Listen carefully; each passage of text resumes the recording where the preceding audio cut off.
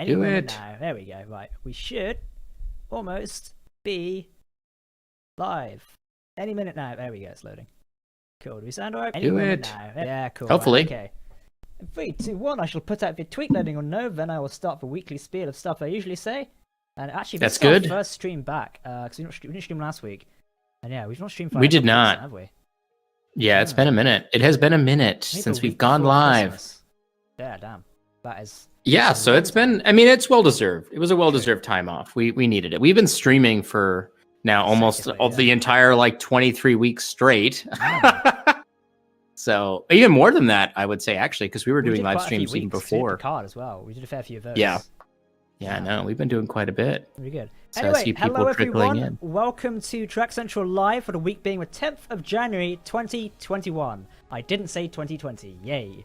Anyway, Yay! welcome back. I'm glad you're all here. A few of you are going to trickle in as we discuss the Star Trek Discovery Season 3 season final. It's going to be quite exciting. I'm a little quiet. I'll adjust that in a second. Anyway, yeah, we're discussing the season final today, what we thought of it, what you guys thought of it, any good discussion topics to bring up. I think we can all agree, if you've seen it, there is a lot to discuss in this episode. I'm pretty sure me and Nick have some different views on a variety of subjects as well. Unfortunately, Dom couldn't be here today. He's not feeling too well, but he's all good though. But we'll get his opinion maybe next week or another week there. I'm sure we'll be creating a video rounding up the whole third season and offering our review over like every episode, etc. So expect that in a couple of weeks. So Nick, I'm glad I've got you back today. How was your holiday break? Everything all good?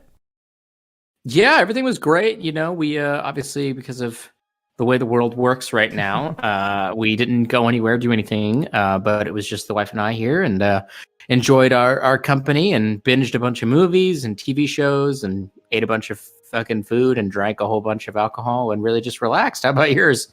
Yeah, I literally did the same, to be honest. You know, can't really go anywhere or do anything, so like sit down, take some time off for a change, a bit of a rare occurrence in my life, but it was kind of fun. So yeah, I think I caught up on some old Star. I've watched a few Enterprise episodes as well, because I thought, you know, I can watch them again. So I did that. And I started streaming again, because I'm a madman. Gotta love it. Well, it just came out on Netflix here in the States, so I know a lot of people are watching it again too. There's no like So- good way of watching in the UK, so I had to buy season 1 on Amazon, so I got that now. And it's in SD Ugh. quality as well, so it's never the best. Ugh. So I started with Atlantis as well. At least that's in HD quality. So it does look good, even upscaled to 4K. So I'm doing Atlantis at the same time because I love those series. But anyway, we're going to be discussing Discovery today, as I think that's our central point to discuss. As a quick reminder, Star Trek Lower Deck is now out for about to be out for international viewers as of tomorrow, I think it is. It's January 11th, I believe it comes out.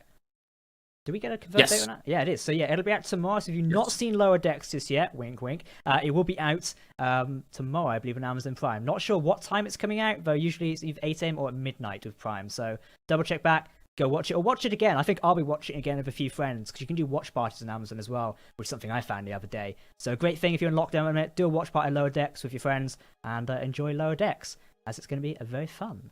Anyway, Nick, let's discuss Star Trek Discovery, Episode 13 of Season 3, the season final, the one we've all been predicting and waiting for and trying to theorize what would go on. Yeah, bit of an interesting episode, isn't it? Tell us your thoughts, by the way. I know you've done your review, but tell us your thoughts, and we'll start breaking down some individual discussion points and go from there. Yeah, I would say that overall, I felt like the episode was functional. I felt like it was effective. It didn't wow me in really any way. It didn't blow my mind in any way, which is fine. You know, not every season finale is going to be this thing. You know, I definitely got the sense that after 2 seasons of big time cliffhangers, they decided to kind of tone it down significantly. I think that as an episode, well, I guess we can kind of talk a little bit of as like a season capper versus it also being its own kind of episode. As a simple episode, I thought it was very good. I thought that it had good action in there. I thought the action sequences were well done. Most of it made sense, other than a few head-scratching moments, which I'm sure we'll probably get into. As for it being kind of quote-unquote like season capper, I felt like it was more effective in that regard because it wrapped all of the plot lines up very well, tied everything up with a nice little bow, and really just got us launched into the next season, which they are, of course, already filming. Indeed. Overall, I think we've talked a little bit about this behind the scenes. Other than a few like really big head scratching moments, which has kind of come come to be expected, I think, nowadays. But other than that, the issues that I had with this episode were personal to me, and they weren't necessarily things that they did wrong. Like, they weren't like functionally wrong inside of the show. So that's how I feel. Indeed, no, I agree with you on some points. As we discuss this behind the scenes, as we always do when we watch Discovery on the first when it comes out to CBS. You know, we're always discussing it in our group chats, etc., and various other different friends, and obviously online of you guys as well. You always tweet us your opinions, etc., and discuss it on Twitter, Facebook. For me, this episode, I don't know, it doesn't feel me. One way to put it, I really enjoyed it. As a Star Trek episode, enjoyed it. I've got a few complaints about certain things, and I've expressed these before, particularly relating to the burn, for example. I'm still not totally impressed with that, though I do have my own thoughts on it at the same time. However, as an episode, am I excited for season 4? Kind of, but I always think with season finals, they need to like excite me and interest me in a way to get me wanting and waiting for the next season, if that makes sense. Similar to how like I compare it to season 2 of Discovery, it was like, oh, it's going to the future. What could this mean? You know, there's a lot of expectations there. We're sitting around predicting how it could go on, what could happen, etc. Where they'll find themselves, what the state of the Federation, etc., etc., etc. With like the Mandalorian, as always compared to that season 1 ending, was like, whoa, that's a lot of reveals. Tons of theories. With this season ending, I don't find myself going, I wonder if XYZ, because the season ending almost felt like a series ending in a way. Now, we know it's not the case, but it was almost serving as a very good series ending. You obviously, spoilers, by the way, we are discussing spoilers in the full. If you've not seen it, turn away now in 5, 4, 3, 2, 1. As Burnham sits in the captain seat and the Discovery goes off with that classic Trek music in a way, that almost felt like a series ending, a bit like Enterprise ending, like These Are the Voyages in a way, and Next Gen, where you just see the ship going off. Very traditional Star Trek there, of it ending like that in a way. Hell, even season 2 ended like that. It was very interesting. I would even go, I totally agree with what you're saying, so I'm going to put forth the theory that based off of how structurally different this season of Discovery was in comparison to the other two, I feel like it was ending the way Discovery was previously as they launch into a different style of show. I think that they're going to kind of, and they've talked a little bit about this during the Ready Room clip, I believe, and some other things, some other avenues, which is that they're going to try to make it slightly more episodic, but not nearly, I think in my mind, I'm theorizing this, not nearly as much as like Strange New Worlds will be, but I think it's going to be slightly more episodic with a longer story arc that goes throughout the season, which is what they kind of did a little bit in this season. So I think maybe they're ending old Discovery and giving us new Discovery. I mean, like, we have all of these new characters. We've shifted around a bunch of the crew members to different positions. People are getting promoted. They got new uniforms. It's basically a brand new ship at this point. And it's just, they've refit the entire show, and now they're launching off, and it's kind of the end of the old Discovery, beginning of a new Discovery. And I think that's maybe, it was kind of a symbolic end. That's what I'm thinking right now. It does make you wonder, like, what if a show started in this like era in the first place? I wonder how well perceived it would be, say, when Discovery season 1 kicked off and it was, say, maybe the 26th or 32nd century in a more modern Starfleet, etc., in a different zone. I wonder how well perceived it would have been compared to trying to almost cram it in just before Kirk and Spock, etc., and stuff like that. I wonder, like, how different times would have told. Just an interesting idea I had what he's saying. I think that they should have started the show with season 3. I think that the future being way more hostile, being way more intense, being much more dangerous and scarce with resources and stuff, it would have really played up this darker viewpoint that Discovery tries to lean into to try to be more modern and sleek in terms of modern sci-fi shows. And it would have also given the excuse of, this is why there's more action and explosions in the shows, because they're in the future and they're not safe and there's a lot of bad guys out there, as opposed to the way things were in the past. So I think that they should have done that. You still could have gone of like the Klingon War, just like have a war over Dilithium, for Christ's sake, or something like that. That could have been applied. Now I'm thinking of this. That could have done really well in a way. You could also explain why the Klingons look slightly different. 10 centuries, etc. Species are going to look different. Things are going to evolve and change over time. If anything, a modern Discovery series, but applying the season 1 mechanic, could have worked really well. You still could have had the characters of Lorca. I mean, you could have easily bent the mirror universe so it was still there if you wanted to go down an avenue, or maybe in some other dimension or something like that. Star Trek's full of possibilities of storytelling. Something like that could have worked really well. Thank you for donations coming in. I'll quickly read some of these. And of course, we really appreciate your super chats and YouTube memberships. We'll read them periodically throughout the stream. So if there's anything you want to highlight or for us to talk about, feel free to super chat. It's really appreciated. And we love them all. Couple of good donations. Give Sahil a medal. We totally agree. And we're discussing that cameo a little bit later. Thank you for the $2. Sean Casey, one of our fantastic donations per usual. £5 says, the burn was a wasted opportunity. In fact, brackets, I know I'm older. I was almost like a child, like in its writing. Not sophisticated or suspenseful at all. we should be sure to discuss the burn in a minute. I have my own views on it. Yes. I'm sure Nick has his own views as well, and how we think it could have been told, etc. Don't worry. Well, I'm probably also going to write a video on the burn myself, as I have some strong views on it and how I think it probably could have been done. So we'll discuss that later. Do remind me if we don't forget. Hilarious is free, I think, Australian $10. Looking forward to the Burnham and Stamets conflict next season, and how Stamets reacts when Book is an alternative Spawn navigator. Yes, that's something to take into. Should we just jump into that straight away, actually? Because I feel like that was an interesting point. Not many people picked up on at the end of Discovery's 13th episode. I glossed over it there. I caught it in the first part when Burnham walks into Culber and I think it's Adira and Stamets like embracing, because obviously they're back with Paul again. And he gives her that stern look, and she's like, "Whoa, what the hell, bro?" And then when she's on the bridge, etc., he still gives her that sort of not very happy look, but almost like respecting that she's in that position. Do we see that conflict going into season 4? I reckon we do. I think that it's a good idea to do it, but it depends on how they go about it. I worry that might be a subplot that gets dropped in between seasons, just because with different writers and different creatives, and they may just change direction a little bit. They may not want to play that up too much. I hope that they do, because essentially what they would be kind of digging into is the fact that Burnham does things the way she wants to do them, and they tend to work out really well.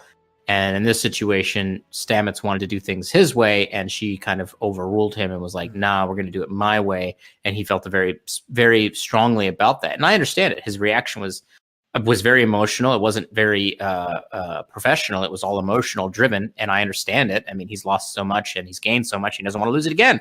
But at the same time, though, it's like, I don't want it to bog it down too much. I don't mind a little bit of interpersonal drama, and I don't mind them being a little bit kind of back and forth, but I don't want it to be like a thing, if that makes sense. Does that make sense? Like, I don't want it to be like overwhelmingly with the drama between the two of them. I want it to be like a high school drama in a way. It needs to be like told. Right. It needs to be written effectively. Like, so Stamets' outburst, I think, while it's emotional and it can be understood why it was emotional in a way. Like, I personally agreed with what he said. We all came to the future for you, essentially, to serve aboard the ship. And so I did see someone go on comment say, "Well, you could have gotten off beforehand." It's like, well, yeah, true, actually. But yeah, it did come to the future for him. And like I say there, he gained so much when he came to the future. Dira is almost like an adopted child of him in a way, in a sense, isn't it? For him and Culber, it's kind of like how that's been. They're like the space dads, I guess you would call them now. We've got our own dad moment. Yes, they are space dads. Yes. Yeah, they're space dads. Then we have that's a different type of dad. The dad more for the whole show for us. But yeah, that's right. It was very it would have been very sad to lose them, and so I like that. But how the mechanic of their whether it be banging heads together, etc. We could see something like that. We've seen it in previous Trek where two characters don't get along, etc.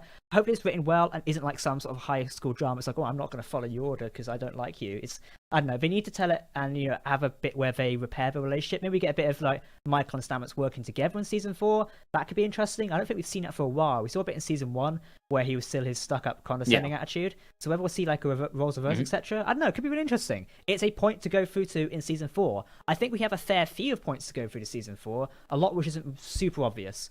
So yeah, that's just an interesting point I wanted to discuss. Well, I mean, talking about this set of sequences here, which is when Book was tied into the the spore drive device and was getting ready to jump, he was like, "I should really tell you about the Rio Cleveland Booker, his mentor or whatever." And obviously that there is something to that, and I think that's going to be something. I don't think that's going to be like a major plot point. I think it's going to be one of the character plot points as he continues to grow as an individual and with his relationship with Michael. But I did like that they put that in there, and it was kind of like, okay, kind of interesting, And I like Booker. He's probably one of the better characters on the show, and he was felt very natural as an addition. Sometimes when you shoehorn in new characters 3 seasons in, they can kind of stick out, but I felt like him and really Adira for the most part, both really blended really well into the show. I thought it was really good. Yeah, they've both his characters been utilized really well in the show. And one of the complaints I always have for Discovery, and I know you sometimes share this opinion, is it was almost too many characters in a way. And we do see that conflict sometimes, like Tilly in a way, they had to change her character arc because she essentially has nothing else to do. Adira has technically replaced them in engineering in a way, or the spore drive laboratory thingamajiggy. They replaced them down there. So Tilly was moved to acting XO, etc. Now, at the ending, it appears she's been moved back to science officer. I think she's a lieutenant junior grade now, or lieutenant anyway. She's obviously got a promotion, which is really Yes. nice. Nice to see our characters actually having promotions. I was afraid they was going to do a Harry Kim where it's like everyone's stuck at the same rank since they've been It would be a bit weird. Yeah. But quickly though, what do you think of the I don't know. uniforms? Do they confirm that? Do they confirm that she has been promoted? Because you can see it on the badge, but did anybody say it in any I don't official think capacity? said it, but I believe it's on the image. So I believe if it's a visual thing, then I believe we can take that as concrete. Speaking of that though, what do you think of the new uniforms? Like, tell me what you thought of them. So here's the thing, and this was actually brought up to me very recently, which is I like the gray uniforms. Yeah. But they do kind of visually clash a little bit with the aesthetic and the coloring of the Discovery ship, specifically the bridge. They clash a little bit with that style of bridge. So I'm wondering if during seasons 3 to 4, they give it a quick fresh coat of paint to kind of redo that a little bit, because visually the gray really kind of just clashes with that, I don't know, like rust gold color that yeah, I don't know what the heck that is, but it's a nice color, and I don't hate either one separately. It's when they put them together, there's a bit of a visual color clash. So I think that they're going to maybe perhaps give it a little bit of an overhaul throughout the break between 3 and 4, and that's kind of going to spruce it up. And it'll be easy to just mention that, or not at all. Really, they don't even need to mention it. But they can retrofit in a way, or another like refit. Say, oh, I got damaged. They just check things, blowing a hole in something and fix it with something new in a way. That's a very easy way to do something. It's all programmable matter now, so it doesn't matter. They can just make it look like anything. So it's purple. Fine. Yay! yeah. Now it looks like the Enterprise D, bitch. Yeah. No bloody A, B, C, or D. That's right. Yeah.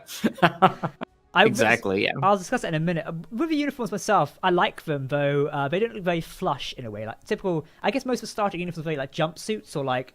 But we could nickname them pajamas in a way. When Burnham was sat in a command chair, it didn't look very sort of like comfortable to wear and sit in a chair with. Like when it stood up, it looks really fine. It almost looked like dress uniforms in a way, where you're going to be stood up a lot of the time. But it didn't look very practical in a way. I don't know, maybe it'll grow on me. I like it, but again, what you say there, the aesthetic compared to Discovery's bridge, a little bit different. Not sure how that works for that fix. Because you see, a lot currently inside the Federation HQ, it's very white and grey itself, so the uniforms sort of blend in a way, and all that futuristic blues and things going on. It's like Admiral Vance's office, he works really fine there. However, in Discovery's bronze, I guess we'll call it doesn't look that well, but maybe they'll have an update. Season 4 again, brand new season, new budget, plenty of money to splash around if they do want to upgrade, the bridge even more, because obviously they had to spend money building the actual sets for like Federation HQ, the phases, etc., the new uniforms. Now with another season, they've probably got a new budget to splash out on Discovery itself. Maybe it'd be interesting. Because all the VFX is done, so I think so. Yes, for sure. And I think that I think one of the other things with those uniforms is that, and somebody else said this, and I agree with it, which is that I don't think all of them were specifically size fit to the actual cast members. I think they were maybe reusing some of them. Likely. So it may not necessarily look the same exact way when we see them next season. So, but yeah, I like the new uniforms. I think they're cool. I think they're cool. I like them a lot. And who knows? Maybe we'll get a whole new set of uniforms for the next season. Maybe they change them again. Who knows? Wasn't the first time they've done something like that. I think Trek has changed them like seasons and seasons, etc. We've seen that through DS9 and also Next Gen itself, I believe. Then Generations had the weird mismatch of uniforms. Like Riker was wearing a completely different uniform to Troy and Picard. It's like, okay, right, we'll roll with this then. So Trek's always done that. Right. They're just doing whatever they want to do there. I see some comment here by Hilariousness, and Jesse Genders actually responded back to it. Hello, Jesse. Nice to see you here. It says that it was hiding Sonequa's baby bump because she was pregnant potentially during that sequence, and that does make sense. That makes sense. It could be. Yeah. That could work. That could be. Yes. Yeah, that makes sense. Okay. One thing someone reminded me of earlier in the comments, I really wish like next season we may get to see like Admiral Vance actually out and about, maybe commanding a ship, maybe the Enterprise K or something like that. I don't know, someone commented, I was like, ooh, that could be interesting, couldn't it? But I guess it states like what state the Federation's in, because I doubt season 4 we're instantly going to have a rebuilt Federation flying around Enterprise, etc. I think it's still going to be very much in the same state, unless a time jump's there, which I don't think they'll do. But it depends where we start in season 4. I feel like, again, season 4 is in a very open playbox, really, because we've ended season 3 on, like, Discovery's going to go deliver hope to the rest of the galaxy by delivering dilithium with Captain Burnham. Season 4 could start another year down the line, like when things are, like, fully operational again. It doesn't have to start immediately after this. And we've seen some time jumps in seasons before, in various other shows. They've jumped, like, a month or maybe even a year sometimes. So it's possible. Something could happen. I don't know. Yeah, it is certainly interesting what they're going to do with it, because obviously one of the things that they've done here, which is give us nothing to go off of for the next season. And I think that's intentional on their part, so we don't spend 8 months or potentially even longer trying to theorize and build up anticipation for the payoff. I know we all do, definitely. Yes, we all like that. But I think that there's a lesson being learned inside of Hollywood and major productions as to try to tone some of that down. Because if you look at what happened between The Force Awakens and The Last Jedi as a Star Wars reference, there was an enormous anger because people had theorized all of these crazy things that were going to happen, and none of them paid off like at all. And people were really, really mad. And going into this season, we didn't really have any theories other than the fact that it was going to be in the future, which is still a lot to kind of guesstimate on. But then, of course, they gave us the tease of the burn, which just then exploded all of these ideas. And it kind of creates this air of like expectation that just builds within the fandom. So when you don't meet those expectations, there is a little bit of a letdown. And I think that's probably one of the reasons why the burn wasn't as effective as they probably thought. Yeah. You say that. I feel like The Mandalorian's done that with it, because we're big fans of that show as well. I feel like it's done it with its end of season 2, which we won't spoil for anyone who's not seen it. The ending of season 2 doesn't give us a lot to like theorize. It's like a very blank ending in a way. Like, we can theorize on what will happen in the future, but to go immediately that, compared to season 1, where it's like, oh, he has the what now? I can say Darksaber, etc. And this character's like, oh, where does this go? Thousands of videos online immediately in 24 hours. Whereas season 2, it's like, right, not really much to go on. Well, that's better sometimes, because I feel like, people can still have their wild theories on what will happen, but there's not enough to set them up to be disappointed in a way, if that makes sense. So I guess we should probably discuss The Burn, because we've got some views on it. I know you've got your own views on it. I'll go first, if that's all right. The Burn. Go ahead. Yeah. Oh, I don't know. I'm not totally satisfied with The Burn. However, I like the fact it is almost like a traditional Star Trek story in a way. And this is something I've said since we learned that Sokol was the cause of the burn in a way. For me, it's very traditional Star Trek. And in fact, a scared child has caused this galactic disaster in a way. For me, that very much reminds me of very classic Star Trek values. In fact, a scared child had the power to do that. Somebody who was a loss of their mother and experiences emotional trauma. It's one thing Star Trek has always focused on, is the emotional side of things and how people feel, etc. We've always got these jokes about how Data will spend 40 minutes telling Picard how he might want to feel, etc. for a whole episode. Star Trek's been very good at doing that. And if anything, I feel like the burn thing is a very classic Trek element. I've seen other reviewers like TrekLad do this. I was watching their video yesterday. He mentioned that as well. It's very classic. However, at the same time, maybe it's my fault because I'm too much into like Star Wars or other things where I like massive explosions and big plot theories. I personally felt like they could have done more with the burn and having it be like maybe after the Drake or something, or someone was behind it. For me, it's a bit too much massive amounts of damage for a scared child in a way. I guess it's plausible that, Sokol connected to the dilithium through the subspace element. However, I don't know. I still feel a bit iffy about it in a way. If there was some other power like that had influenced him that made them crash to cause that, it could have made sense. But I don't know. It still just feels a bit odd to me in a way. But what do you think, Nick? Tell us your thoughts. I mean, so I agree with your thought there that it's classic Trek. It actually reminds me a little bit of Voyager, in that it's this now sentient thing that literally started off as something innocuous, which was just this deep space probe that turned into this giant thing that was causing death and destruction, even though it really wasn't necessarily trying to do that. Yeah. It was trying to figure out a specific mission. So it was very Star Trek in that regard. And we had talked a lot about that way at the 13 weeks ago.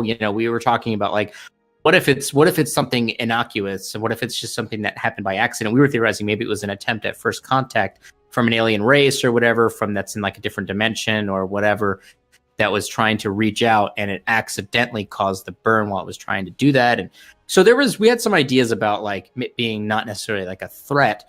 I think the issue with the burn and why people are feeling a certain way about it is because walking into this season with the start of episode 1, we had the Calypso construct. We had the construct that the burn was a thing and it caused this massive destruction, and nobody knew what it was that caused it and if it would happen again.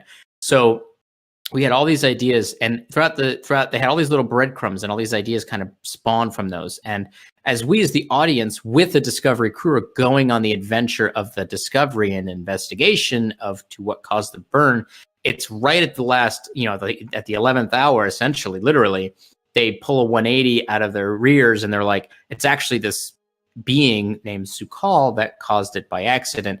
And I think it caused a bit of a disconnect with the viewing audience because we had invested so much time, and not just us, but Trekkies in general had invested so much time theorizing what it could be, that there was no way anyone could have guessed that answer correctly. No one could have been like, I went through all of this data and all this information and I was able to figure it out and I was able to get it. And that was really great. And I'm super excited and I'm super invested in it. But there was no way to do that because the answer was nothing that they had ever alluded to prior to that. And I think that caused a bit of a disconnect, and it was kind of a letdown. It was kind of like, boom, here it is. And it's like, okay. And I think it was meant to be a twist, but because we had gone on this investigation for, 10 or so episodes, and we spent the whole year theorizing about it. Plus then, we spent all this time theorizing about it. We had Calypso, expectations and all these other ideas. And it arrived, and it was just this bit of a switcheroo, and it kind of just caused a disconnect. And I think that's why people are feeling kind of disconnected from it and let down, because they had no investment in that buildup. It was just, here's the answer. Yeah. And that, I think, is what's causing them. I think that's what's causing most of people's frustrations with it.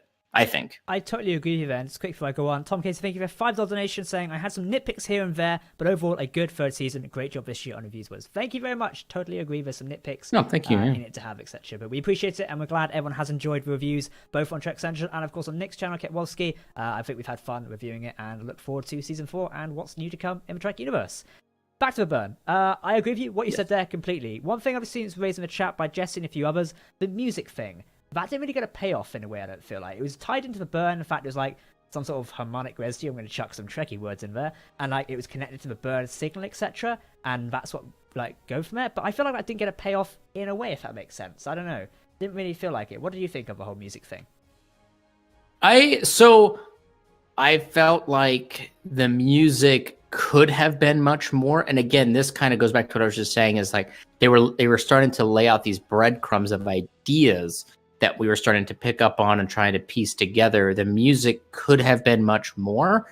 And I almost get the sense that they kind of tried to avoid what happened with Battlestar Galactica when they did the whole music inside of people's heads thing and what the music meant, because that kind of turned into a little bit of a crazy thing and didn't really make a whole lot of sense. So they kind of did it a little bit, but then they were like, actually, that's just what this signal sounds like to people. But if you go deep into the code, it's actually this distress call or whatever. I think they could have added onto it a little bit with it being, and I saw somebody mention this somewhere. I don't remember where it was, but if that was a song that maybe Su'Kal's mom was humming or singing to him to kind of soothe him while he was growing up. And it kind of just resonated out during one of the distress calls that she was sending out. And that's what people were hearing. I think that would have been a nice little tie-in and maybe been an actual breadcrumb, because then, Saru could have been like, that's weird. It's a lullaby sung on Kaminar by moms to their young children. And then people would have been like, I wonder what that could have been, and then we could have started to piece it together. Right. The elder sung him the lullaby, which Saru knew as well. And then, but there was no connection between that and how the burn would have dissipated that signal in a way. If he was singing it as he was scared and then the burn caused, that would have made sense in the tune, or the harmonic, what's a duty, technical term, could have gone through the burn as well. But I don't think it was sung as, the burn was caused, or as he almost caused the other micro burn, which, upset Discovery's cloak, etc. That it wasn't sung there, so that doesn't make sense in a way, or how it would continue transmitting. I don't know. I feel like there was a disconnect there, and the ball was definitely dropped in that regard. It was set up, but didn't really get a good enough payoff, etc. So yeah, I feel like there is a missing component part of that story in a way. It was set up while set up, and then it may have just been. It could have been cut for we know. Things do get cut from productions all the time.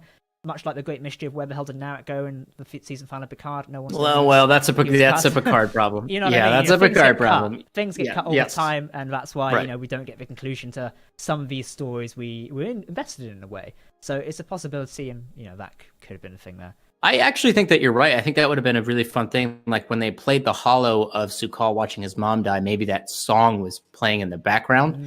And when he screamed, it carried the musical notes, the audio waves, the musical notes out through the reverberations. And that's why people were also hearing that sound. That would have been really cool.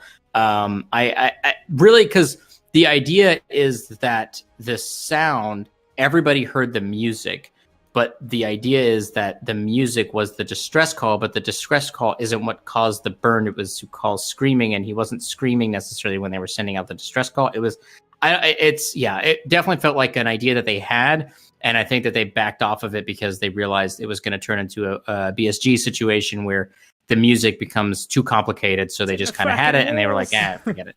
Yeah, exactly. Right. And it's, it is what it is. And this season definitely underwent a lot of edits. I think I think that's very obvious based off of the fact that we had 4 title changes before the episodes finally aired. And then also scenes were mixed around, different promo photos were sent out for episodes that they weren't in anymore. And so there was definitely a lot of editing shopping going on that I think rejumbled quite a few different elements associated with the show for sure. And I almost even wonder, people were saying, and maybe this is a terrible theory to have, people were always, the big theory online was that, they reshot a bunch of sequences for season 3 of Discovery because they had to redo it as a series finale. But I'm almost wondering that they reshot a couple sequences to ensure that it was able to be set up for a 4th season because they got renewed behind the scenes after a while. I don't know. And maybe that's why they had to kind of re-edit things around a little bit to kind of set it back up differently. And that's kind of why it worked out in the way that it did, because there was a noticeable difference. Like, I don't know if you saw it, but like the sequence with Vance when he was talking to Burnham when he promoted her to captain had shitty, horrific CGI. Like, I don't know if you noticed, like the background that he was standing in front of. Yes, it was noticeably different from the other times we were in his office. And it made me feel like that was one of those scenes that they had reshot and inserted into the season, because it was very obvious that the visual effects there weren't as good as the other times they were in there. That could be nothing. It could mean something. Ultimately, it doesn't really fucking matter anyways, because we got the 4th season. But yeah. True. Here we are. So I guess we'll talk about a moment quickly. When Burnham beams onto Federation HQ and walks towards Vance's office, we get the payoff that the writers did not forget Lieutenant Sahil, or now newly promoted Lieutenant Sahil. Great to see him back there. That's right. And I'm glad they didn't forget about him, because Trek's very good at forgetting about things. Like, we mentioned it once, we'll never mention it again. It's always done that through history. What I do love, though, is he's been promoted to a lieutenant quicker than Harry Kim ever was. So, hey, there's hope for anyone at this point. Well, I was going to make a meme of like Harry Kim being unhappy that Sahil was promoted in one season. Listen, I think that when Harry Kim was trying to get promoted, it's supply and demand. Okay, a lot of demand for being promoted, not a lot of supply now here in the future. So everyone's getting promoted. Tilly got promoted. Who is not? Who wants a promotion? I'm actually surprised that Book didn't have a uniform on at the end, since he was attempting to do that. Yeah. Also, the character of Aurelio seems to have stayed on board the ship as well, which is nice to see. Kenneth Mitchell getting, as we've not discussed it as well, Kenneth Mitchell as Aurelio, really good addition to the cast there. I really like that. Fantastic. He's back in the show again because he played Cole, and then the other Klingon whose name escapes me, if anyone remembers, the one with the time crystal. I can't remember his name. Was it Cole Shah, maybe? I don't know. He plays some different Klingons over the course of season 1, 2, and now plays Aurelio in season 3. Honestly, I love it. They're still finding more roles for Kenneth Mitchell to have. And I love how he built it in Aurelio also being in a wheelchair as well. I feel like it's really well done, not only the actor, but the character as well. Hopefully we see more of Aurelio in season 4. I think maybe it was Dom had this idea where Aurelio could be the new minister of the Emerald Chain way, because the Osiris, who I suppose we're talking about, is now dead. So the Emerald Chain leadership is technically up in the air, but I guess it could fall to somebody else in their sort of Senate or council chamber they have, or delegates, etc. So it'd be interesting if Aurelio goes back and like plays a politician, etc. Even though he's a scientist, sometimes scientists do make good politicians in a way. So that could be an interesting element for season 4. I think so. I don't know if we want to get into. Let's pin the season 4 theories for another day, it's because an idea, but he's a good character. I hope we see him more in season 4, and that could be as long as he's healthy and up for it. I absolutely bring him back. Yes, totally. What are your thoughts on I agree. Osiris, like her death? Then, how did you feel about that? Is it Tenevik? Thank you, chat. I'm still not 100% convinced that she's dead. And I know people are saying, well, she got shot twice, but I've seen the death sequence many times because I've watched the episode many, many times now. And I am not. They never, like when somebody dies, they usually throw in another shot where they zoom, like they focus in on the fact that person's dead, or like her being the big bad guy of the season. Her death was very quick and unceremonious, and it just kind of happened, and then we just got on with it. And then she beamed everybody off the ship onto the other Orion ship, or excuse me, the other Emerald Chain ship. I personally am not 100% convinced that she's dead. I think she got shot up, but I don't think she's dead. And I have no reasons other than the fact that the way that they shot it and edited it, it didn't feel like they gave proper closure to her death in a way that it made it seem like they were trying to set it up for something else later. That's where I'm at, though.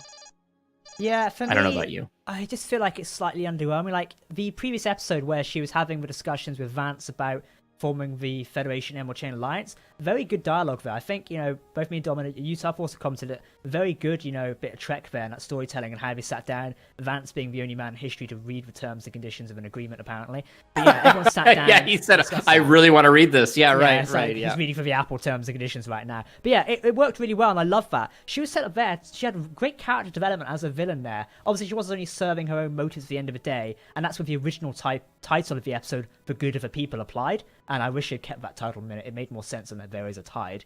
The good of the people sounds a lot more, because her thing wasn't for the good of the people. It was her own ambitions and goals where Vance was looking for the good of the people. It made a lot of sense in a way. But I feel like, this episode lets it down. It just kills off the villain for the sake of killing off a villain, that very dramatic thing in a way. They could have easily made her escape to come back and do another day. However, I just feel like it lets down. We had this great character development, and then she's shot twice, and it's like, oh, okay, right. And also, I feel like Osiris as a villain is a very sort of cartoonish villain. Yes, instead of starving the people of oxygen on the lower decks, I'm going to make it do slowly, because that's a cliche villain thing to do. It's one of those, like, dumb villain things in a way. Right, and that's the thing is, like, and that's why I say, like, the guy, and I don't remember his name, the guy with the crazy messed up hand from episode 2. Yeah, so he had the cartoonish villain death, where he gets pushed out of the thing and he falls all the way to his death.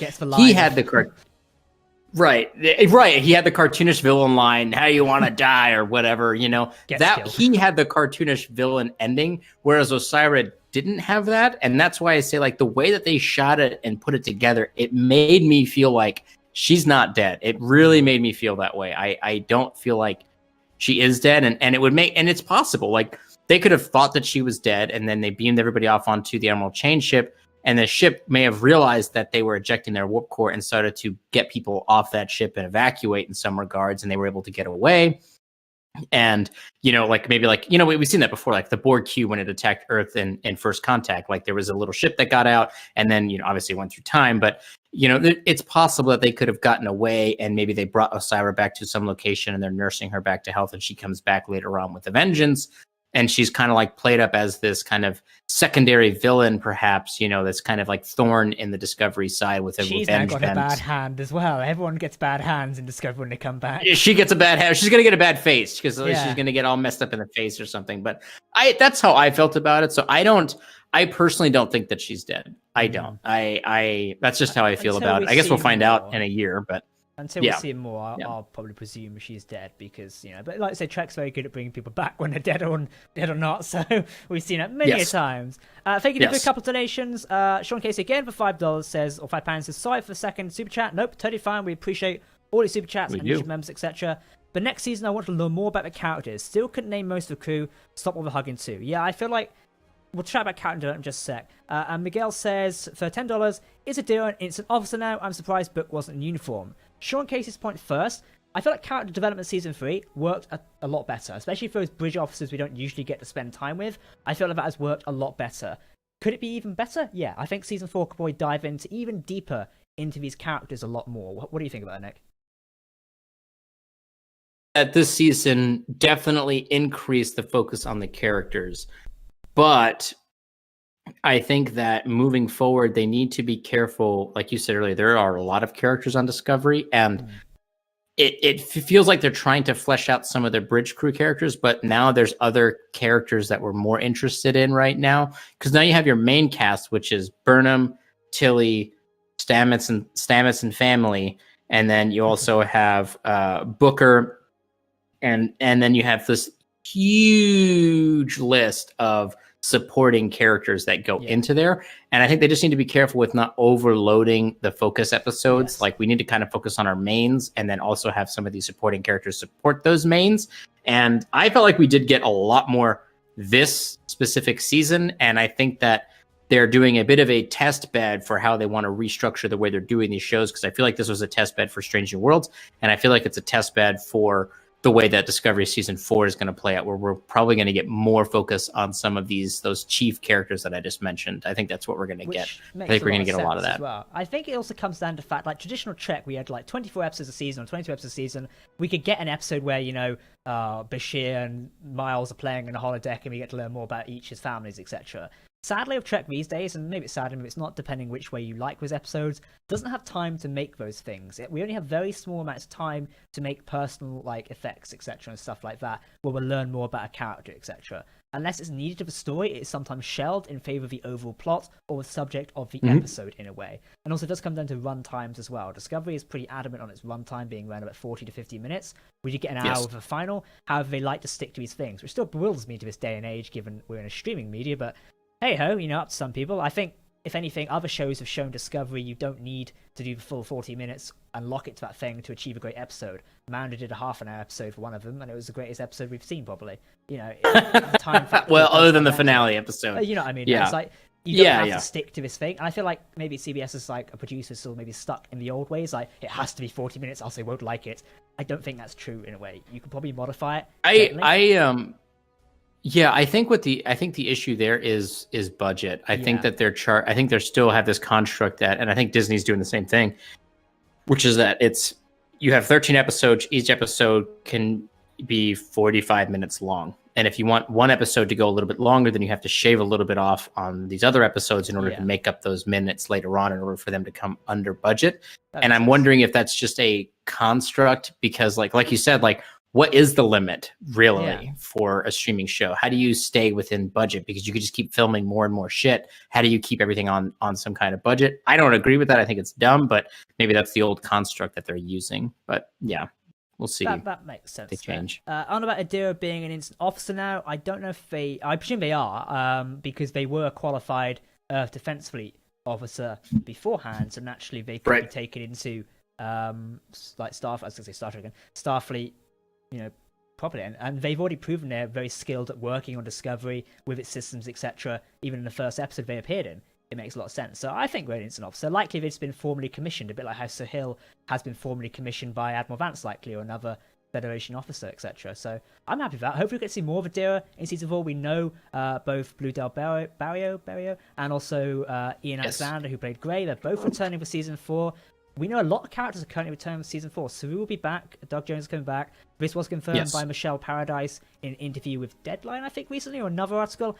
I have to double check. It was one of the big publications she sat down with. We'll cover it soon in another video, likely. So we know Saru's returning. He's definitely coming back. I suppose we'll talk about in a second. Oded Fair as Admiral Vance is coming back. David Cronenberg as Kovitch, who I suppose we should quickly talk about. He's coming back. With Kovitch as a character, did you think we was going to learn more about him in this episode? Because I did, and I remember us discussing it. I thought we was going to learn more about him, you know, why he was on the bridge with, or technically command deck with Vance, you know, in that thing. I was wishing we got to learn more about him in a way, but what do you think about that? So here's the thing is, I would honestly say that more about Kovitch was originally in this season, and I feel like some of it got cut out. And I feel like you can kind of look at some of the conversations he has with some of the crews, specifically the first conversation he has with Georgiou, which a lot of us talked about heavily, as it felt like we never got a conclusion to that. It felt like, however that conversation ended, it was cut.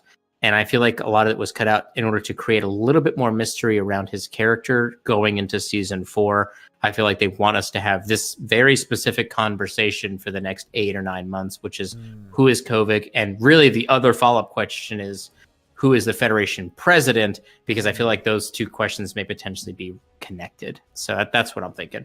Hopefully, and I'm glad David Cronenberg is coming back because, you know, he did get a few good lines, Kovitch, in this episode as well. It's like, you know, one of his key lines is like when Vance is like targeting Discovery, trying to fire on it, he's like, what sort of message will that send? That's almost like a Federation ask, or like Federation president asking that question. Like, imagine a message that's going to send to citizens and the galaxy as a whole. Federation destroys our only hope. That's not going to go down too well, is it? You know. So that's and it was interesting question he asked.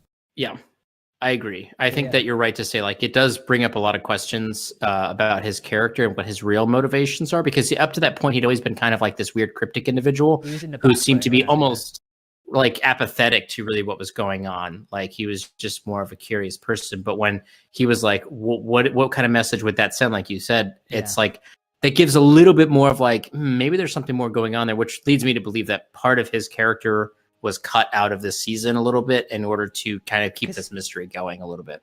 He's still not actually been named on screen. The only reason we know his name is thanks to background material and press material. And in fact, he was named that. His name's not been spoken on screen yet.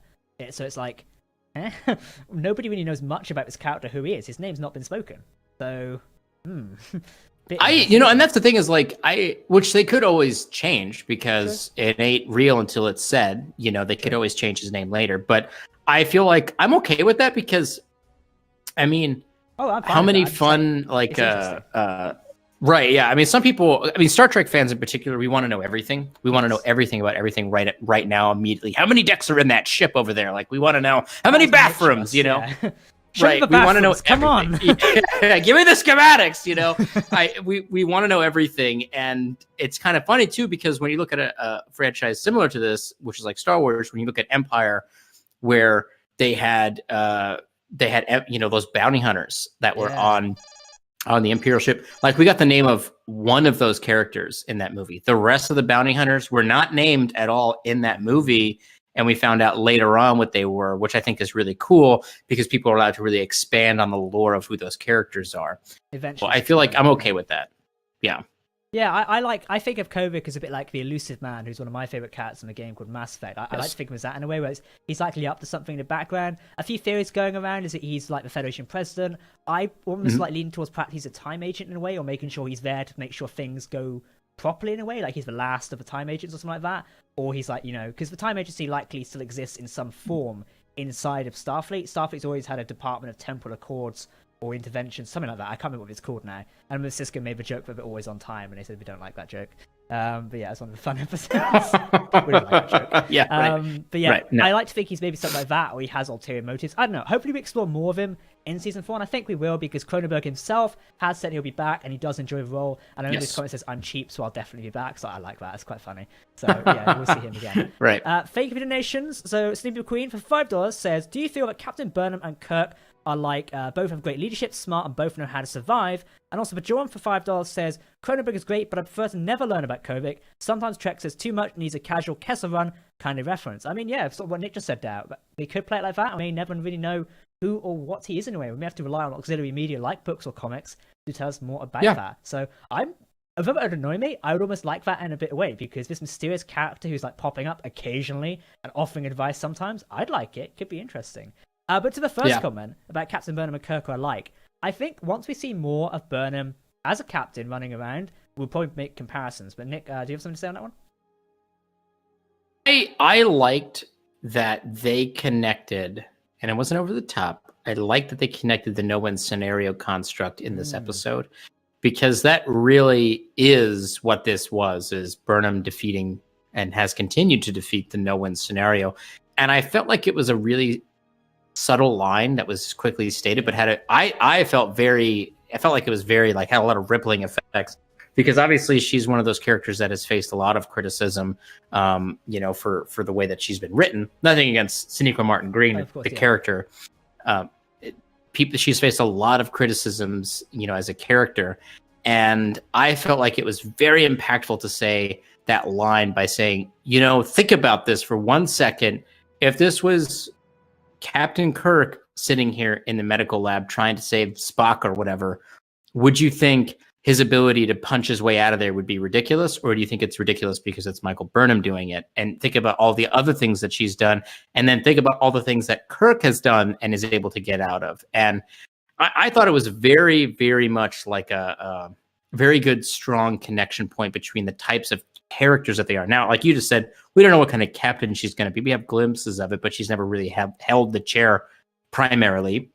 So I think we're going to see maybe a different style of captaining, obviously. Hopefully. I don't think it's going to be exactly like Kirk, but I think it was it the episode Scavengers or one before? No, it was in Die Trying or Die Stand. I always forget the episode name because it's so close to a book. The 5th episode of season 3, where she took command while Saru stayed at the Federation HQ. That episode there, I always liked it, to be honest, because she performed the role of an acting captain really well. And I loved it. I think when she took Discovery, jumped to this thing to rescue the seed ship, which is conveniently crashed there, and they pulled it out, etc., that episode worked really well. I honestly loved it. So I'm excited to see more of Burnham in the chat, and I think she suits it. Although it was very cliche, and let's be honest, I think a lot of us saw it coming from a mile away, particularly when Michelle Yeoh's character, Phillipa Georgiou, says, "You're always destined for greater things." I wonder what that could be, you know. Very good moment of dropping it, and I almost wish they hadn't done that in a way, because it'd be more of a surprise, I think. I feel like, you know, she was destined to sit in the chair, etc. I'm looking forward to it. Although I was like, wow, what a surprise. Who saw that coming? And a bit critical of it. I know when we was first talking about it. I'm excited to look forward to it. It's growing on me. Like when I first saw the episode, I was like, oh god, here we go again. But now it's growing on me the more and more I talk about Burnham being captain. I have to say, the old "let's fly" like catchphrase, I kind of like that, to be honest. I like it. Every captain has their catchphrase. "Let's fly." Very reminiscent to season 1 when Lorca says we're creating a new way to fly with Discovery. Whether it's a connection or an intended connection, love it. Absolutely love it. I didn't think the catchphrase was bad. I mean, the catchphrase is a joke, and right, it's a joke. It was made a joke by Lower Decks. It was intended to be kind of jokey. They obviously alluded it to being a joke earlier in this season. I think it's supposed to, I think they're trying to create a meta joke within Star Trek that obviously no one's gonna get a better catchphrase than fucking engage. Obviously, that's literally that's the gold standard. Execute was pretty good. But I think it's like, and I'm not saying like "let's fly" is bad. I think it's just now it's going to be like this little bit of a gag that now every time we see a captain, maybe they're going to have like a little phrase, and I like that. I think it's meta. I think it's fun. It kind of is like a thing for us who have been around for all of these, 800 plus episodes of Star Trek, kind of laugh about. Who has, besides Picard, who is the best phrase? I just remember the Lower Decks game where it's like, was it Riker? Give me a warp and a factor of 5, 6, 7. It's I think now. I mean, that's good. I like warp me. I think warp me is pretty good. I like that one. I don't know, because it's just silly, and I like that. I felt like it was time, kind of, wasn't it? That was the other one. It's warp time. It's warp time. Yeah, right. Exactly. Yeah. I have to say, I do like Captain Pike's one of like hit it, because Anson Mount, fantastic when you sat in that chair. Looks Anson Mount's good, but it's like when it says hit it, you think, oh. Yeah, let's fucking go. I want a series now. Like, I love watching it ending to season 2. I know TJ loves it as well, where it's like, hit it. Everyone's like, yes, Pike series, let's go. Yes. He says, hit it. I know. Hit it's great. I like hit it. That's another really good one. Hit it's, because even in the Kelvin movies, Pike's phrase was punch it. Yeah. So we had punch it, hit it, kick it. I don't know. Like, they're gonna be, it's like the Simon Says doll, smack it, It's like a Bop It Star Trek edition. They should totally do that for a laugh. Yeah. Yes. Engage I like it. That. Yeah. Warp it. Engage it. Warp it. Oh, God, slap these it. streams always go off the Phaser rails. it. Oh, Yeah. Jesus. We was going to discuss something else, but it's totally got now because I'm too busy thinking of stupid catchphrases for warp things. So I would say the idea of Burnham becoming captain, like I said in my review, I have no problems with Burnham being captain. And I always felt like that was her character's arc for this show, was to get her into the chair. That's how they started. Like the very first scene inside of Discovery is her and Prime Georgiou talking about her being ready for the chair. And then now this whole series, all of these shows have been about getting her into the chair. And so it made sense. What I didn't like is the fact that Saru got kind of shoveled off to being, the caretaker of Su'Kal, as opposed to staying with the crew that he traveled 900 and something plus years into the future with. I had an issue with that specifically, and that's mostly because Saru is my favorite character on the show. Yeah. So him being off of the ship makes me very worried to how he's going to appear inside of season 4 and beyond. So yeah, that's how I feel about that. It's nothing. They didn't do anything wrong. It's just, it makes me sad that he's gone essentially from that role. Which, it is what it is. Yeah. To go to your earlier point there, with Burnham's story, if we take every aspect of her story and lay it on a flat line, she's had very good character progression overall, I think, because episode 1, we open up, she is first officer of a good starship under one of Starfleet's most decorated captains, yet she makes a mistake, and therefore it sets her back in her career progression. I think many humans, particularly maybe you as well, can relate to making a mistake, and it sets you back temporarily. Obviously, her mistake was a bit different than most people, but you get my point.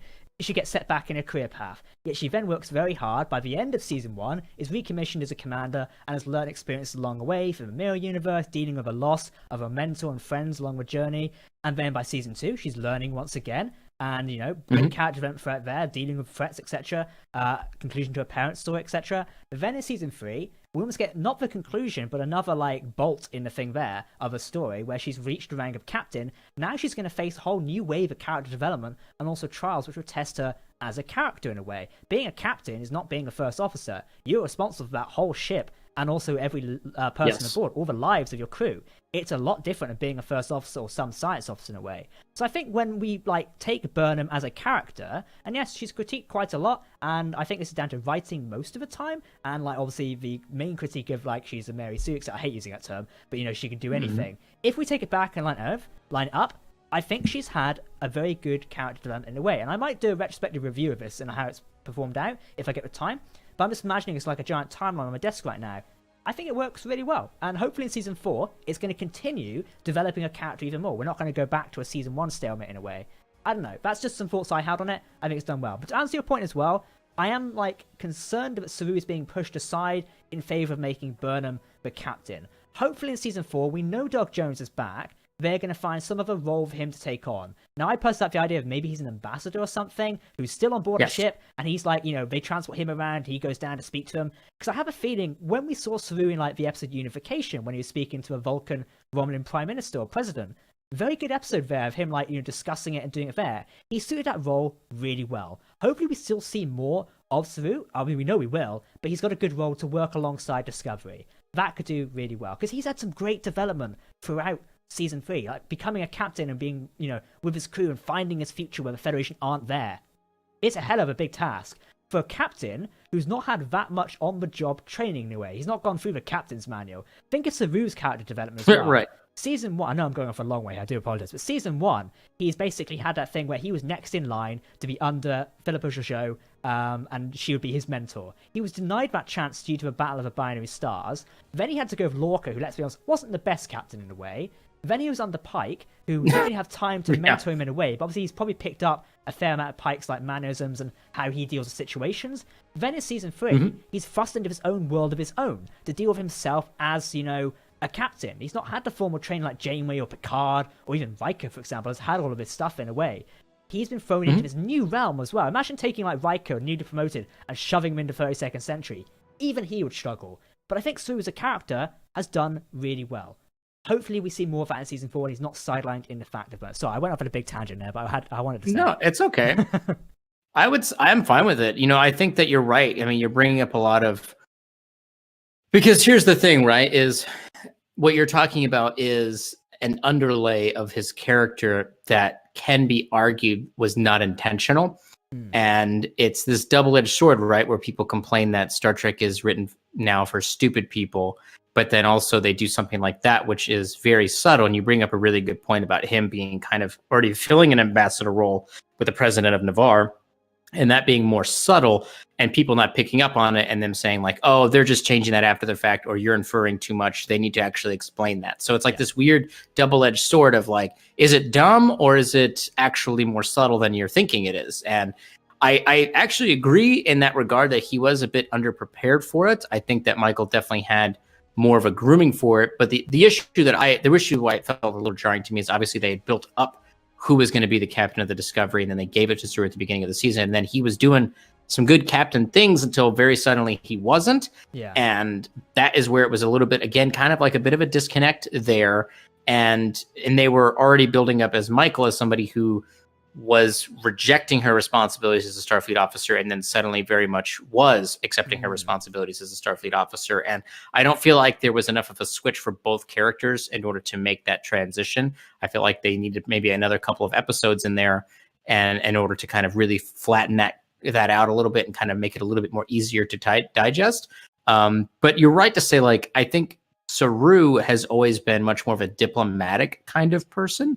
And I think that him being the Federation, you know, or like really the Kelpian ambassador to the Federation, what I would like to actually see in Season 4, and what would be really, really fun, is if they're actually starting to rebuild the Federation Council, and they're actually starting to put those pieces back together, that in order for, you know, Doug Jones and Saru to get some more screen time, we actually see a lot of political intrigue going on inside of the inner workings of the Federation, which is not something we spent too much time in relations to other things that Star Trek is about. And now we're dealing with maybe some internal political intrigue stuff going on with rebuilding the Federation and getting a new charter together. And Saru is responsible for trying to do that. Maybe that's part of the season 4 arc, is to get a new charter signed. And the Discovery is working with Saru to maybe uncover a plot, maybe a la maybe Khitomer Accords type situation, where they're trying to uncover a plot of people trying to sabotage it, and he's working to get it done. And that would be a lot of fun, I think. I think that would be a lot of fun. I agree, yeah. I'm really hoping like maybe there's like some sort of Federation ambassador, or like the council you just said, maybe working alongside Vance, because he's back in season 4. Something like that could work really well, and there's a lot of possibilities. And like I say, we are left with this ending season 3 where we've not got much to go on, which, as you said earlier, is good in a way, but it's not good because we don't know where things are going. But I imagine as we progress throughout this year, we'll learn more. We'll hopefully get teasers, etc. Depends how filming is going. That's obviously a discussion I think we'll have maybe next week when we discuss more Star Trek, etc. On how filming is going to go, because obviously a lot of places are back in lockdown again. This is a long discussion for another week, I think. But yeah, unfortunately. Yes. But yeah, I think, Sue's probably in a good place to come back, to active duty and be, maybe an ambassador, a council member, something like that, or Federation Councillor Sue, maybe representing Kamenar, the Ambassador Kamenar, and maybe it could be something, open for it, because Kamenar is a member board of the Federation. Maybe he's running for election. Maybe he's trying to become the president of the Federation. That could be really interesting, especially we don't know. I'm just saying. I had this fear a long time ago, or about 3 weeks ago now, but the Federation could be under some form of martial law in a way, because Admiral Vance seems to be calling the shots. Although he says in his meeting with Syra that he is like authorized to speak, on behalf of the president. Bit weird how we haven't seen the president yet, and this is a very small facility we live in, and where the hell's the president living in a way? So, I don't know, maybe it's under martial law. There's a lot of stuff to go around here and discuss, etc. But overall, for sure, season 3, I think I'm really happy with season 3, to be honest. It's had its ups and downs, as all good seasons have. However, I think this is a very good, almost fresh start for Star Trek Discovery as a series. It's in this new, what I would call sandbox, aka Galaxy. A lot to play with, still binding in essences of old Trek as well. So, Legacy Trekkies still get all their good stuff as well. I'd love it if we had references to DS9 and Voyager, etc. We already have a Voyager reference. There's a ton of this stuff to blend in. We've also got the more freedom and brilliant amount of freedom to tie in new stuff as well, new threats, new species, etc. All of this cool stuff, which I'm excited to see. There's so much room for Star Trek Discovery to really do what the name says, discover this new future in a way, literally live up to a name. We've got this new crew, we've got a thing to go together. I really think season 4 is going to be a push open into this new frontier. We thought season 3 is in a way, however, I feel like season 4 is going to be the biggest step in a way. We've got our dip in the water now. We've dipped our toe in the water for season 3. Now we're going full jumping into what season 4 and this new galaxy can offer us with Star Trek Discovery. I really have a feeling we're going to start exploring more threats and hopefully get down to some more episodic stories, where Discovery's rocking up to solve a political dispute on an Emerald Chain world, maybe, I don't know, something like that. There's tons of stories to be able to told here, and I think season 4 is going to do that. I agree. I think season 4. I think. Sorry, no, it's okay. Yeah, I feel like season 3 kind of like they entered into it with a bang. Like they literally crashed into this universe, trying to get their footing. Now they've got their footing, and now it's time to really, really start to explore the galaxy again, and really kind of get into it again, and try to figure out what other races have been up to, maybe the Klingons or something, or going even beyond that. Let's go to the Gamma Quadrant, let's go to the Delta Quadrant, let's see what everybody else is up to. Let's kind of really dig into these things, and I think we have an opportunity to really kind of to do that, I think. And yeah, I'm excited for it. I'm excited for it. I hope we see more tie-ins with Calypso and things like that. And Michelle Paradise in a recent interview did comment that at some point they're going to have to tie in and answer how that question come up, etc. At the same time, as someone just mentioned in the chat, and I was wanting to find a good entry point to mention this, if you've been around our reviews and also our streams the last couple of weeks, I have a tendency to mention the Drache, who are a species or group I would like to see more of in Star Trek Discovery. They were mentioned in episode 2 by Zera, aka the Ice Cold Hand Man, as we're calling him now. I've decreed. He mentioned them, so the Drache are currently out there, and I have a feeling as the Federation starts expanding out again, we may run into these. Now, the Drache were first introduced in Calypso, the short trek, which has to be tied in at some point, and I have a feeling Season 4 will tie that in more. We're seeing elements of that in Season 3, with the evolution of Zora, which is not called Zora yet. The Sphere Data AI is evolving, right. Showing movies. Now it's in the dot droids. We're seeing evolutions of that. I have a feeling Calypso is going to be like a slow burn story in a way. We're going to, pardon the pun in the way for burn, we're going to learn more about it as Season 4 goes on. It was slowly introduced over Season 3. It's now going to slowly introduce over Season 4 until the AI takes almost full control of Discovery or something like that. But yeah, I really wish the Drache could get introduced, hopefully in Season 4. they might get introduced a bit like the Emerald Chain in a way, where they're like this villain that's like hanging around the corner, you don't know where they are. Something like that could work. I would love to see some rogue Federation elements, because essentially kind of what we think the Vidrash are, because Vidrash is a syncope for the word Federation. So I like to think of them as like a rogue element in a way. I'm not even, because now I'm wondering, I'm not 100% sure they're going to make them anything anymore. I think they're going to, my fear is that they're going to try to sell it off as, that was just a simple slang term for the Federation that we see now being led by the Admiral. I'm not sure if they're going to bother with that, because I think they're already kind of struggling, I think in some regards, to tie Calypso in. Yeah. And they did say the word Vidrash, but I don't know if that was just a way to kind of just make sure that there was a connection, and now they're going to drop it after that. I don't know. I would like to see rogue Federation elements, though. I think that would be fun, or the way that some Federation outposts or ships that did happen to, for whatever reason, survive the burn kind of bastardize their viewpoints of the way the Federation should have been running. They've been running things a little bit differently. I think that would be kind of cool. Before, you know, where people cut off. I mean, look at Captain Ransom in Voyager. He was, you know, he went off the rails pretty quickly in order to try and survive, and broke a lot of Federation mechanics of Starfleet ethics and stuff like that to make sure his crew survived.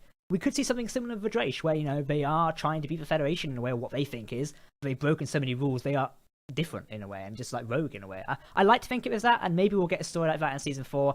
I just hope the idea isn't completely forgotten, if that makes sense, because then that element of Calypso in could be a little bit difficult. So let's still explore it, and we get...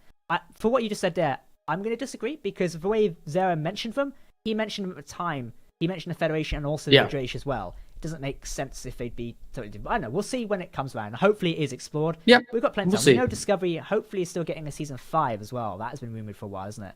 No official confirmation on that yet. We have seen bits and pieces around where pre-production or at least an element of development is taking place. So there's still a lot of time with Discovery, I think. It's not going anywhere. Season 4 is definitely confirmed. For anyone who did not know, they are currently in an element of production. I think they might be filming right now, whether it's been delayed. I'm not sure. They are filming right now. Yeah, they're filming right now, so likely in Toronto and various other places. So season 4 is in full production. When we'll see it, I doubt we'll see it this year, if I'm being completely honest. It's likely going to come next year with delays, but we'll discuss that in another stream and also a couple of videos as well. But yeah, season 4 is definitely out there. Don't believe anyone says otherwise. Season 4 is definitely coming.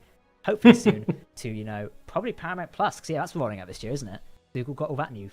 Supposedly, but we'll see. But yeah, supposedly it is. Yeah. I feel like that's our catchphrase. Supposedly things are going to happen this year. Supposedly. I mean, the world is kind of, I don't know right now. We'll see what happens. We'll see what happens. The world's going through its own burn in a way when nothing's bloody working. Well, that's true. We are burning. That's true. So yeah, hopefully we'll see Paramount Plus and etc. things roll out, and that'll make, you know, Trek being international a lot more convenient. I think that's something the Star Trek fandom needs right now, is a more convenient way to watch Trek. I think a lot of this split apart. Absolutely, yeah. It's definitely it's a weird hindrance to the franchise. They need to get around it. Hopefully they take the Disney Plus fee, because one thing I find irritating for a lot of people at the minute, I know myself sometimes, and also yourself, where CBS All Access viewers and CTV Sci-Fi can watch it on Thursday, everyone else has to wait until Friday. I feel like that's a bit why we do that in this day and age. I know it's a licensing and marketing thing, likely. However, hopefully with Paramount Plus that's going to be solved, and we'll get, you know, a complete international ride, similar to Disney Plus and The Mandalorian, because that'd be pretty interesting. So yeah, that's just something I wanted to note down as well.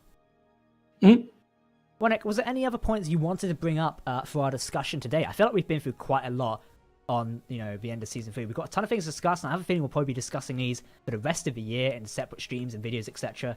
Was there anything else in your mind you wanted to discuss today and bring to the table? Chat, if you've got any subjects now, make them out, or super chat, etc. We've got some time, we'll mention them. So yeah, anything on your mind, Nick? I would say the only other thing that was kind of poking into my mind as we were talking is Admiral Vance made a reference to his family. Oh, yes. And said that he had sent them off to another place because it wasn't safe inside the Federation shield wall, which is an interesting idea to have, because it's supposedly the super secret location that's covered with this cloaking shield thing that is like impenetrable or something. Yeah. So what could be more safe than that? And that does make me think about, like, is it a planet that they're on, or are they in a space station, or is there some kind of thing going on with maybe like time travel, or maybe they've jumped some people into a specific point in time away from the burn. Maybe they're in cryostasis or something weird like that. I don't know. Maybe they're off someplace. I don't know. Just some ideas there of like, it was just weird that they threw that in there right at the end, that he had not mentioned it before. And then they weren't there, that he said that he hoped to see them one day. And almost suggests it was like, I don't know. Right now, in a way, isn't it? Right. Well, and that's the thing is like, was it an allusion to like, he just hasn't seen them in a while? But does that really make sense? Because it seems like, they could potentially get together. Why couldn't they do like a holo chat or something? Like he made it seem like he hasn't seen them at all. So it's like, where are they? And are there other people? And maybe like, because then it made me think like, okay, he said that he's able to speak on behalf of the Federation president. Is the Federation president in hiding and has given all, negotiation and authority over to Vance? He also evacuates Stamets out of the Federation HQ as well. He says, I think it's a line, I have to double check, and I'm pretty sure Dom's probably already picked it up, but it's like, he said like special civilian escape thing or something like that, where Stamets is evacuated out of the facilities. So presumably there's a back door where we chucked him out with his hat and said, right, you're going there now. Something like that could take place. Right. Maybe that's, they've got a safe haven or a safe house. It does make sense in a way, because the bubble, although it's secret, if you know the Federation's there, you're going to attack that first, really, to cripple them. And we see that with Osiris launching an assault. Why she never launched a bigger assault. Meh, One thing I didn't bring up, the Navarre fleet, complete waste of time. The fuck? I know they were brought there to, like, reason, but it's like they did nothing. And we didn't get a good look of them as well. I feel it's slightly disappointing. I know it's budget concerns, etc. We didn't get a very good look at them. It was... My thing with that is the reason why the whole Navarre thing, they could have left everything exactly the way that it was, other than I would have liked to have seen them. But they could have left everything exactly the way it was if they had a sequence where Michael Burnham's mom, like, contacted, or even the Navarre president contacted them. I know we saw her at the end, but there's no communication there. So it kind of felt a little bit disconnected with them arriving. Like, it would have been better if it was her mom there being like, on the co-op Milan, we support, these causes that have no chance of surviving. And that's you guys right now. That's the Federation, and yeah, right. And but it would have kind of like alluded to the fact that the Federation has been slowly dying and slowly failing. And now they're there to really support this ideal in order to get it back from that point. And they could have had like a really good touching moment there. But I don't know if it was just, I'm assuming it was just probably just, scheduling conflicts. They probably couldn't get her to come back to film a sequence or something like that. I'm sure they probably would have wanted to. I think there's probably a real world reason why they couldn't do it. Maybe, Might have been a cut scene, right? Because the episode already went for an hour, so they may have cut it. I have feeling a lot. But yeah, it was, yes, absolutely, yeah. Totally, we'll be like to see some.